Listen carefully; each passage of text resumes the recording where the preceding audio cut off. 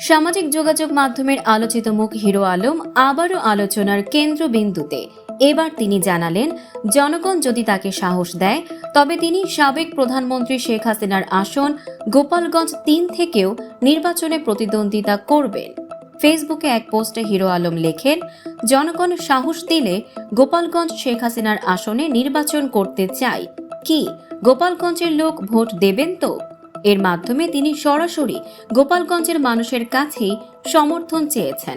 Hero Alam জানিয়েছেন, তার রাজনীতির লক্ষ্য একটাই, জনগণের সেবা করা। তিনি বিশ্বাস করেন, গোপালগঞ্জের মানুষ যদি তাকে ভালোবাসা ও সমর্থন দেন তবে তিনি সেখানে পরিবর্তনের বার্তা পৌঁছে দিতে পারবেন। এর আগে তিনি বগুড়া ৪ ও ঢাকা ১৭ আসনে প্রার্থী হওয়ার ঘোষণা দিয়েছিলেন। ঢাকা ১৭ আসনে তার প্রতিদ্বন্দ্বিতা হবে বাংলাদেশ জাতীয় পার্টির প্রার্থী আন্দালিব রহমান পার্থ, জামায়াতে ইসলামী ও এনসিপি সহ বিভিন্ন দলের প্রার্থীর সঙ্গে। আর বগুড়া ৪ আসনে তিনি স্বতন্ত্র প্রার্থী হিসেবেই লড়বেন। হিরো আলম বলেন, আমার নির্বাচনী কার্যক্রম অনেক আগেই শুরু হয়েছে। ঢাকায় নির্বাচনের ঘোষণা দেওয়ার পর অনেকেই ফোন দিয়ে উৎসাহ দিয়েছেন। জনগণের চাহিদা দেখেই ভাবলাম, আমি কেন ২ জায়গা থেকে নির্বাচন করব না। তিনি আরও যোগ করেন, আমি অনেক দলের নেতার সঙ্গে আলোচনা করছি।